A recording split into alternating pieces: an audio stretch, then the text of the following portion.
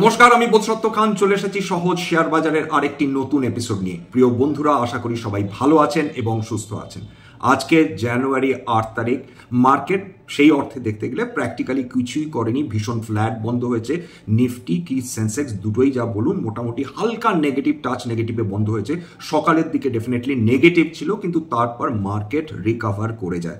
অর্থাৎ যে প্রত্যাশাটা ছিল, যে জিডিপির যে পূর্বাভাস ছিল গোটা ফিসকাল ইয়ার 2024-25-এর জন্য 6.4%-এ যেটা অ্যাজিউম করা হয়েছে, সেইটা কিন্তু মার্কেট আগেই হজম করে নিয়েছিল। তার ফলে মার্কেটের ওপর কিন্তু সেই অর্থে দারুণ কোনো প্রভাব পড়েনি। অর্থাৎ খেয়াল করে দেখবেন, যখন জিডিপি নাম্বারস খুব খারাপ আসে তারপর থেকে কোয়ার্টার বিভিন্ন কোয়ার্টার্সে তারপর যেটা হয়, সাধারণত যারা বিনিয়োগকারী থাকেন তাদের মধ্যে ইউজুয়ালি একটা আশার সঞ্চার হয় যে সরকার হয়তো বা এই ব্যাপারে কোনো সদার্থক পদক্ষেপ নেবেন, এবং সেই জায়গাটায় দাঁড়িয়ে যে অলরেডি এক্সপেক্টেড যেটা জিডিপি সেটা মার্কেট অ্যাবজর্ভ করে না, এবং ভবিষ্যতে জিডিপি ভালো হতে পারে এই প্রত্যাশাটা কিন্তু তাদের মধ্যে অবশ্যই থেকে যায়। 2 নম্বর হচ্ছে যে যদি দেখেন যে আমাদের যে ম্যানুফ্যাকচারিং রয়েছে, সেই ম্যানুফ্যাকচারিংয়ে কিন্তু ভালো গতি এসেছে।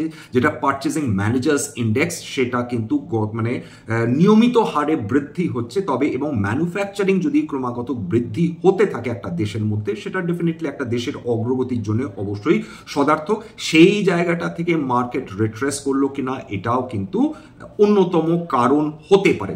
ওভারঅল মার্কেটে আজকের যদি ভিক্স দেখেন, ভিক্স কিন্তু নেগেটিভ ছিল। অর্থাৎ যে ফিয়ার ফ্যাক্টরটা দুদিন আগেও কাজ করছিল একসময় ভিক্স, মানে যেদিন ভাইরাসের খবর ছড়িয়ে পড়ে সেদিন প্রায় 15.5%-এর উপর ফিয়ার ইন্ডেক্স বা ভিক্স ভলাটিলিটি ইন্ডেক্স বৃদ্ধি পেয়েছিল, সেটা কিন্তু আজকে নেগেটিভে চলে গেছে। অর্থাৎ সেই অর্থে যে ভীতিটা তৈরি হয়েছিল সেটা একদমই নেই বলা চলে। তবু মার্কেট এই জায়গাটাতে কনসলিডেট করছে, বিভিন্ন সেক্টরসে বিভিন্ন কোম্পানিজ পারফর্ম করছে, কিন্তু ওভারঅল যেটা সার্বিকভাবে যদি সমস্ত সেক্টরসে দেখেন, যে সমস্ত সেক্টরস কিন্তু আজকেরও নেগেটিভেই বন্ধ হয়েছে। সেগুলো নিয়ে আজকে আলোচনা করব। এছাড়া 52 উইকস হাই এবং 52 উইকস লো গুলো দেখলে বুঝতে পারবেন যে কোন কোম্পানিজগুলো গতি নিয়ে এগোচ্ছে, কোন কোম্পানিজগুলো তারা গতি হারিয়েছে গত কয়েকদিনে, এবং তার ফলে তারা 52 উইকস লোতে এসে নেমেছে। এবং বারবার ওই একই কথা বলা, 52 উইকস হাই ছোঁয়া মানে একটি কোম্পানি ফান্ডামেন্টালি খুব ভালো হবে এমন কোনো কথা যেরকম নেই, ঠিক একইভাবে ফান্ডামেন্টালি ভালো কোম্পানিজগুলো কিন্তু 52 উইকস এ র্যালি করে পৌঁছে যেতে পারে। ঠিক যেভাবে আজকের যে 52 উইকস যে লোতে যে স্টকস গুলো টাচ করেছে, সে তার মধ্যে খেয়াল করে দেখবেন অধিকাংশ স্টকস কিন্তু বেশ কোয়ালিটি স্টকস বা ফান্ডামেন্টালি ভালো। এবং আজকের যে শেয়ারস গুলো তাদের আজকের দিনের জন্য সবচেয়ে বেশি ধাক্কা খেয়েছে, বিশেষ করে ফিউচার্স অ্যান্ড অপশনস এর মধ্যে থাকা স্টকস গুলো, সেইগুলো দেখলে বুঝবেন যে এতদিন যে মানে র্যাম্প্যান্ট যে বৃদ্ধি হয়েছিল বিভিন্ন স্টকস গুলোতে, সেই স্টকস গুলোতে আজকের কোনোটাতে 7%, কোনোটাতে 8%, কোনোটাতে 3%, কোনোটাতে 4% কারেকশন এসছে, এবং এই ধরনের কারেকশন অবশ্যই এই ধরনের স্টকস গুলোর ক্ষেত্রে কাম্য বা হেলদি বলা চলে। আরেকটি কথা না বললেই নয় যে মাইক্রো ফিন্যান্স স্টকস গুলোতে হঠাৎ করে একটা গতি এসেছে গত 2 দিন ধরে।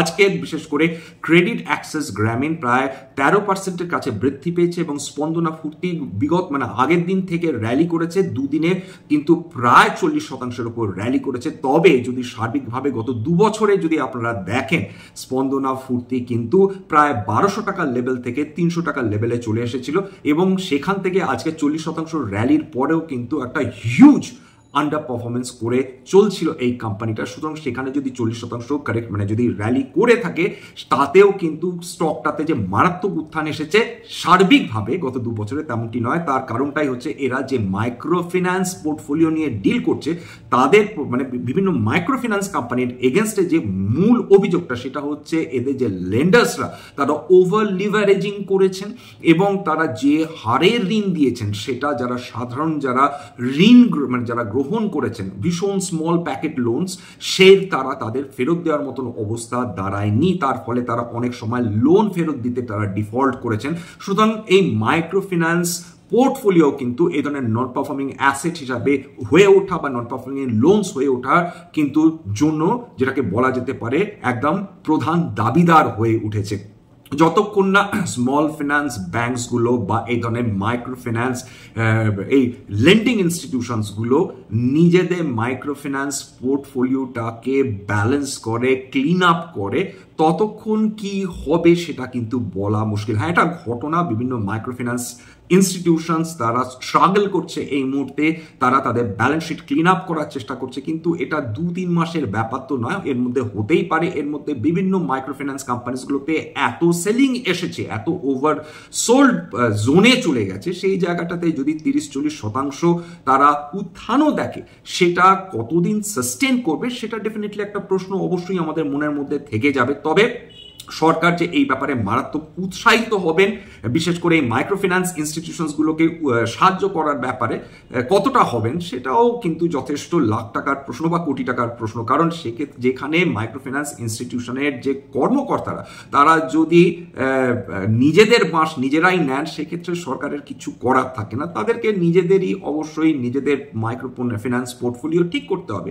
ঠিক যে কারণে ক্রেডিট অ্যাক্সেস গ্রামীণের মতন ভালো কোয়ালিটি কোম্পানিসগুলো আজকের বিপদে পড়েছে। এছাড়া বহু অন্যান্য স্মল ফিন্যান্স ব্যাংকগুলো রয়েছে যাদের হাতে যথেষ্ট বড় পরিমাণের মাইক্রো ফিন্যান্স পোর্টফোলিও ছিল। ইন্ডাসইন্ডের মতন এত সুবিশাল ব্যাংক, যেটাকে অন্যতম প্রিমিয়ার ব্যাংক ধরা হতো, সেইটাও অবধি গত কয়েকদিন আগে অবধি 52x লোতে এসে ঠেকেছিল। তার কারণটাই ওটা যে তার কাছে কিন্তু একটা মাইক্রো ফিন্যান্স পোর্টফোলিও ছিল, যেটা এখন তারা ডেসপারেটলি হয় ক্লিন আপ করার চেষ্টা করছে, নতুবা তারা মাইক্রো ফিন্যান্স লোন কমিয়ে দেওয়ার চেষ্টা করছে এবং ইন জেনারেল লেন্ডিং স্টার্ট করার চেষ্টা করছে। তবে ভবিষ্যতই বলবে, যেরকম প্রত্যেকটা কোম্পানিরই ভালো খারাপ সময় থাকে, এই ধরনের এই সেক্টরটাও আপাতত খুব খারাপ সময়ের মধ্যে দিয়ে যাচ্ছে, এটা বলা যেতে পারে। এবং তার সঙ্গে সেই আপাত বাক্যটা যেটা দিস টু শ্যাল পাস, এটাও হয়তো একদিন না একদিন কেটে যাবে, কেটে যেতে বাধ্য।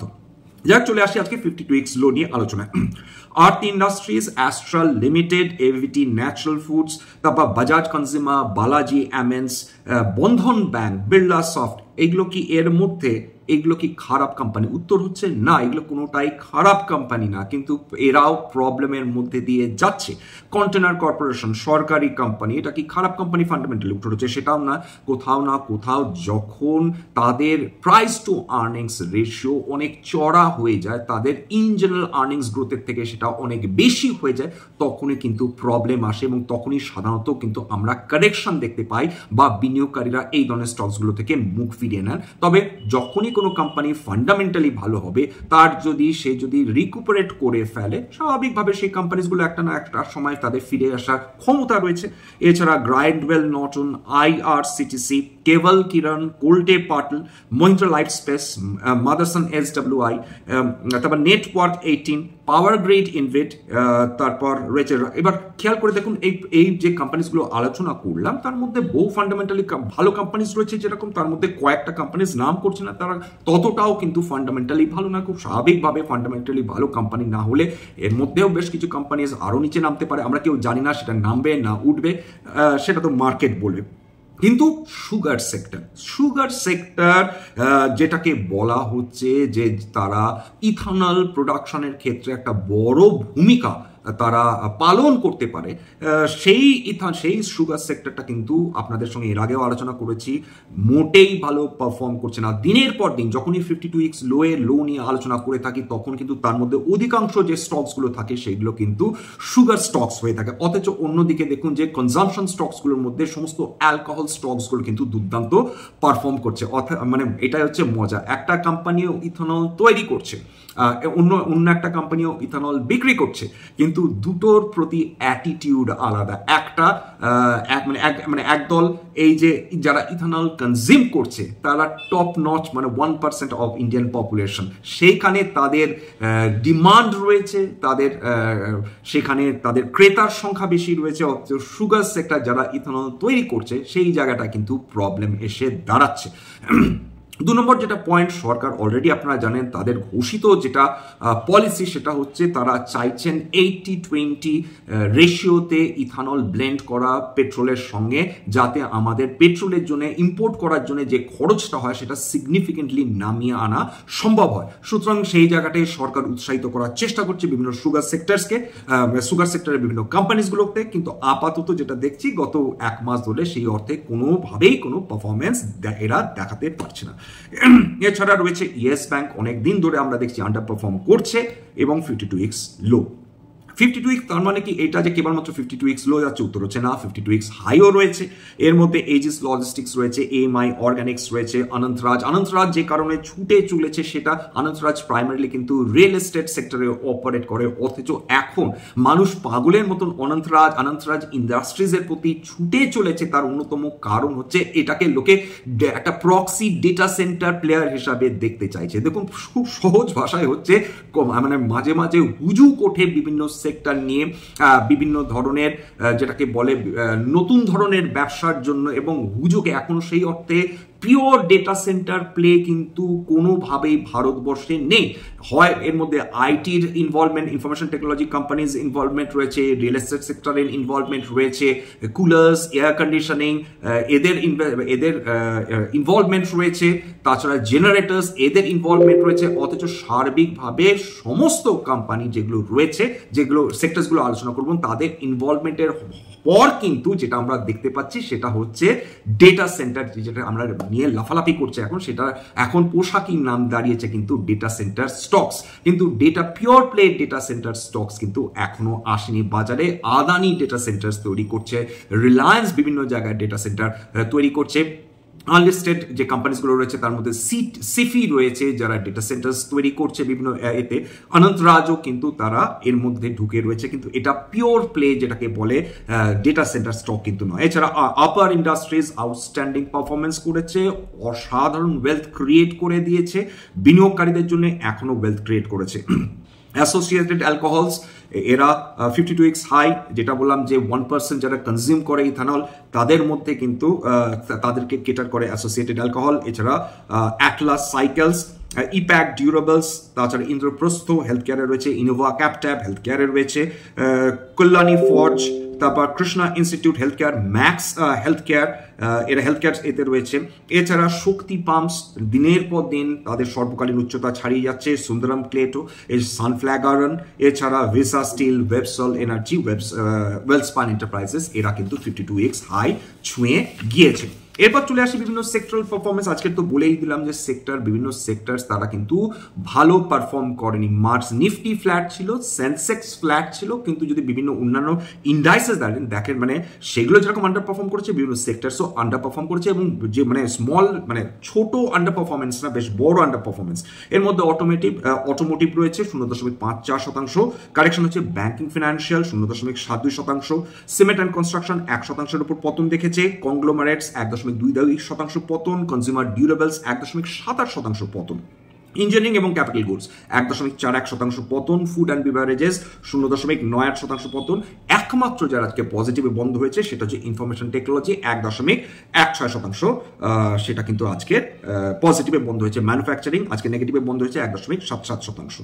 এছাড়া অন্যান্য মানে ছোট ছোট ইন্ডাইসেস মানে সেক্টরাল সেক্টরসগুলোকে নিয়ে আর আলোচনা করলাম না। সেক্টরাল ইন্ডাইসেসগুলোর মধ্যে ওই একই অবস্থা, মিড ক্যাপ এবং স্মল ক্যাপে ক্রমাগত কারেকশন জারি রয়েছে। মিড ক্যাপ 1%-এর উপর, স্মল ক্যাপ 1%-এর উপর, বিএসসি ক্যাপিটাল গুডস 1.34%-এর উপর পতন দেখেছে, বিএসসি কনজিউমার ডিউরেবলস 1.86%-এর উপর পতন দেখেছে, হেলথ কেয়ার 0.84%, বিএসসি হেলথ কেয়ারের কথা বলছি 0.85% পতন, তারপর নিফটি ব্যাংক 0.73% পতন, নিফটি আইটি একমাত্র পজিটিভে বন্ধ হয়েছে 0.6%।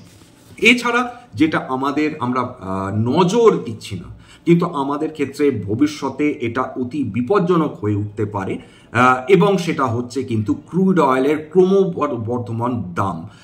মানে মোটামুটি $60 কাছ থেকে এখন চলছে কোনোটা 76, কোনো ক্রুড বাস্কেট $76, কোনো ক্রুড বাস্কেট $77, অর্থাৎ আমাদের চিন্তা ফিরে আসছে। একদিকে ইনফ্লেশনকে কন্ট্রোল করা যাচ্ছে না, বিশেষ করে ফুড ইনফ্লেশন আমাদের যথেষ্ট ভুগিয়েছে। এরপর যদি এই ক্রুড অয়েলের জন্য ইনফ্লেশন বৃদ্ধি হয় তাহলে কিন্তু যেটাকে বলা যায় ডাবল জিওপার্ডি, অর্থাৎ মানে উভয় সংকট বলা যেতে পারে। মানে এইদিকে যাব না ওইদিকে যাব, সেটা হচ্ছে ডাঙায় বাঘ জলে কুমির সেই অবস্থা। WTI ক্রুড $74.89 প্রতি ব্যারেল, ব্রেন্ট ক্রুড $77.5 প্রতি ব্যারেল, মার্বান ক্রুড $77.59 প্রতি ব্যারেল। এছাড়া ওপেক বাস্কেট দেখুন $76.18 প্রতি ব্যারেল, ইন্ডিয়ান ক্রুড বাস্কেট $76.78 প্রতি ব্যারেল, দুবাই $76.51 প্রতি ব্যারেল। এই প্রসঙ্গে বলে নেওয়া যাক, যত যখন ক্রুড অয়েল $80 নিচে ট্রেড করবে ভারতীয় অর্থনীতি কোনো মতে সামলে নেবে, কিন্তু যখনই $80 উপর ট্রেড করতে থাকবে তখন কিন্তু আমাদের চিন্তা বাড়বে। হ্যাঁ, হতেই পারে লং টার্মে রিনিউয়েবল এনার্জি আসছে, কিন্তু শর্ট টার্মে কিন্তু আমাদের ক্রুড অয়েলের আমাদের কিন্তু কাঁদিয়ে ছাড়ার ক্ষমতা রয়েছে। কারণ একবার যদি কোম্পানি, সরকারি কোম্পানিগুলো বা যারা তেল, রিফাইন্ড তেল বিক্রি করে মানে পেট্রোলিয়াম বা ডিজেল, তারা যদি দাম বাড়িয়ে দেয় তাহলে তো কেলেঙ্কারি। কারণ সমস্ত কিছু আমাদের যে প্রোডাক্টস রয়েছে, কারণ আমাদের যা দৈনন্দিন জীবনে যেগুলো প্রয়োজন হয় সেগুলো দেশের এক প্রান্ত থেকে এক প্রান্ত কিন্তু নিয়ে আসতে হয়, তার জন্য লজিস্টিক্সের প্রয়োজন রয়েছে। লজিস্টিক্স এবং ট্রান্সপোর্টের এই দুটোই কিন্তু ডিপেন্ড করে মানে ক্রুড অয়েলের দামের উঠানামার উপর। এতদিন জিনিসপত্রের দাম ক্রুড অয়েলের জন্য দামই নেই, কারণ সেটা কন্টেইন করা সম্ভব হয়েছিল, কিন্তু এখন যদি ক্রুড অয়েলের দাম মাত্রা ছাড়িয়ে বেরিয়ে যায় তাহলে কিন্তু আমাদের কিছু করার থাকবে না।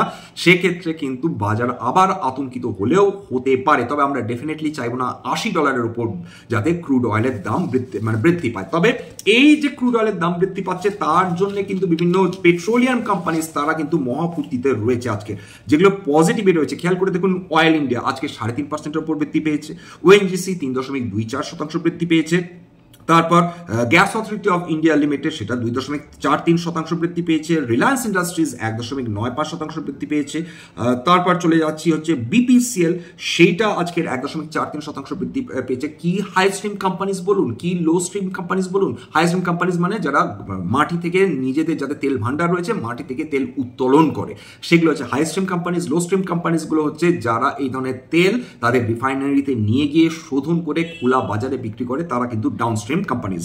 সুতরাং দুজনের ক্ষেত্রেই লাভ হয়েছে, কারণ খুব কম দামে যদি ক্রুড অয়েল বিক্রি হয় সেক্ষেত্রে যারা আপস্ট্রিম কোম্পানিজ তারা ক্ষতিগ্রস্ত হয়, আবার খুব দাম যখন বৃদ্ধি পায় তেলের তখন যেগুলো ডাউনস্ট্রিম কোম্পানিজ তাদের কিন্তু যেটা ব্যাপারটা দাঁড়ায় তাদের ক্ষেত্রে কিন্তু মোটামুটি তাদের ক্ষেত্রেও সেটা প্রফিটেবল হয়ে থাকে, কারণ এদের লং টার্ম তাদের কন্ট্রাক্টস থাকে, ফিউচার কন্ট্রাক্টস থাকে আগে থেকে মোটামুটি বছর খানেক বা 6 মাস বা 2 বছর, তার জন্য চুক্তি তারা করে ফেলে। মনে রাখবেন যে রিলায়েন্স যখন ক্রুড অয়েলের দাম শূন্যের নিচে নেমে গিয়েছিল, নেগেটিভে ট্রেড করছিল কোভিডের সময়, তখন কিন্তু রিলায়েন্স ইন্ডাস্ট্রিজ বিভিন্ন মধ্যপ্রাচ্যের যে দেশগুলো রয়েছে তাদের সঙ্গে $30 প্রতি ব্যারেল সামনের কয়েক বছরে তেল কিনবে বলে প্রতিশ্রুতিবদ্ধ হয়েছিল। অর্থাৎ রিলায়েন্স ইন্ডাস্ট্রিজ দারুণভাবে তারা এই অ্যাডভান্টেজটা নিয়েছে, ক্রুড অয়েলের দাম বৃদ্ধি পেয়েছে কিন্তু তারা তেল মধ্যপ্রাচ্য থেকে কিনেছে কিন্তু সেই $30 প্রতি ব্যারেলেই, এটা মাথায় রাখতে হবে। এরপর চলে আসি হচ্ছে সেই কোম্পানিজগুলো যারা আজকে নেগেটিভে বন্ধ হচ্ছে, আজকে top losers of the day. এর মধ্যে ডিকসন টেকনোলজি অতি ফেভারিট স্টক মানুষের 8.38% কারেকশন হয়েছে, 197 PTM 8.325% কারেকশন দেখেছে, আইজিএল 5.41% কারেকশন, এছাড়া Lupin 4.47% correction, Angel 3.9% correction, PB Fintech 3.69% correction, Polycab 3.61% correction, United Breweries result খারাপ করেছে, তার সরাসরি তার ক্ষতি হয়েছে, তার শেয়ার প্রাইসের উপর কিন্তু প্রভাব পড়েছে, সেটা কিন্তু 3.59% কারেকশন দেখেছে। এছাড়া Campus 3.5%, doctor Lal's pathlab 3.42%, Godrej properties 3.31% কিন্তু আজকে নিচে নেমেছে। যাই হোক, এখানেই শেষ করছি। প্রথমত বলে নেওয়া দরকার যে মার্কেট হয়তো অঙ্ক কষছে, কোন দিকে যাবে, নামবে নাকি উঠবে। এর আগে গত কয়েক মাসের মধ্যে 23,200 কাছাকাছি নেমে গিয়েছিল, সেই জায়গাটা মার্কেট একবার ভাবছে যে একবার নিচে নেমে দেখি তারপর উঠবো, না হয় এরকম হতে পারে। অথবা মার্কেট এটাও ভাবতে পারে ভাই এর সামনে বাজেট আসছে, একবার তো একটা চরম একটা লাফ মেরে দেখি, তারপর নয় দেখা যাবে। মার্কেট দুদিকেই যেতে পারে। শক্তি চট্টোপাধ্যায়ের সেই বিখ্যাত কবিতার মতন যেতে পারি কিন্তু কেন যাব, যে কোনো দিকেই যেতে পারি কিন্তু কেন যাব, এইটা হচ্ছে ঘটনা। সুতরাং মার্কেট এখন সেই অর্থে অঙ্ক কষছে বলা যেতে পারে। মার্কেটে কিন্তু বাজেটের আগে ভোলেটিলিটি বৃদ্ধির সম্ভাবনাটাই বেশি থাকে। গত কয়েক বছর ধরে যদি দেখেন যে কোনো বাজেটের আগে মার্কেট একটু অ্যাপ্রিহেন্সিভ থাকে, একটু নার্ভাস থাকে, তার ফলে ভোলেটিলিটি বৃদ্ধি হয়। তবে বাজেট যদি ভালো হয় সেক্ষেত্রে মার্কেট যদি সেটা অ্যাপ্রিসিয়েট করে তাহলে মার্কেট ছুটবে, আর মার্কেটের যদি সেটা একদমই পছন্দ না হয় তাহলে মার্কেটে কারেকশন আসবে। এই তো ব্যাপার। সুতরাং আমাদের দুটোর জন্যই পরিস্থিতি আমাদের থাকতে হবে, রেডি থাকতে হবে। যদি মার্কেট নিচের দিকে নামে তাহলে ভালো ফান্ডামেন্টালি যেগুলো ভালো কোম্পানিজ তার জন্য আমরা অপেক্ষা করে থাকবো। যদি বেশ কয়েক শতাংশ 15-20% নিচে নামে তাহলে সেগুলো কেনার চেষ্টা করবো। আর যদি মার্কেট ওঠে তাহলে আমাদের অপেক্ষা করতে হবে পরবর্তীকালে কখন নতুন কারেকশন আসে, তখন আমরা কিনতে পারবো। যাই হোক না কেন, আলটিমেটলি একটা জিনিস মাথায় রাখতে হবে যে ক্যাশ কিন্তু এক এক সময় হাতে রাখাটাও প্রয়োজন হয়ে পড়ে। পুরোটাই ক্যাশ না, কিছুটা অংশকে, সেটা কিন্তু আখেরে যখন মার্কেট নিচের দিকে ট্রেন্ড করে তখন সেই সময় সেইটা একজন বিনিয়োগকারী কিন্তু কাজে লাগাতেই পারেন। আজকের এখানেই শেষ করব। প্রথম কথা একটা স্ট্যান্ডার্ড ডিসক্লোজার দিয়ে নিই যে কোম্পানিজগুলো আলোচনা করলাম, হতে পারে সেই কোম্পানিজগুলোতে আমার বা আমার পরিবারের বিনিয়োগ থাকলেও থাকতে পারে, এবং আমরা যদি নতুন করে কিনি বা বিক্রি করি তাহলে কিন্তু আগাম বিজ্ঞপ্তি দিয়ে কিনতে বা বিক্রি করতে পারবো না। Standard disclaimer. দেখুন, এটা কেবলমাত্র একটা এডুকেশনাল চ্যানেল। এখানে কোনো ধরনের কোনো buy sell, suggestion, recommendation, advice বা ইনফ্লুয়েন্স করা হয় না। এখানে শেয়ার কি, শেয়ারের দাম কেন উঠছে, কেন নামছে, ভারতীয় শেয়ার বাজার কিভাবে অপারেট করে, বিভিন্ন ম্যাক্রো ইকোনমিক ফ্যাক্টরস ভারতীয় শেয়ার বাজারকে কিভাবে প্রভাবিত করে, বিভিন্ন কোম্পানির কোয়ার্টারলি রেজাল্টস নিয়ে আলোচনা, তার ফান্ডামেন্টালস নিয়ে আলোচনা, এটাই কিন্তু এই এপিসোডের উদ্দেশ্য, এবং খুব স্বাভাবিকভাবে বাঙালি বিনিয়োগকারীদের নলেজেবল করে তোলা। এবং সবার শেষে যেটা বলে থাকি, যদি এই ধরনের এপিসোড সত্যি আপনাদের ভালো লাগে প্লিজ একটা লাইক দেবেন, প্লিজ সাবস্ক্রাইব করবেন, এবং যদি সত্যি মনে হয় তো এই ধরনের এপিসোডস বাঙালি ভাই বোনদের কাজে লাগবে, প্লিজ নিজের গ্রুপে শেয়ার করে দেবেন। আজকের জন্য নমস্কার।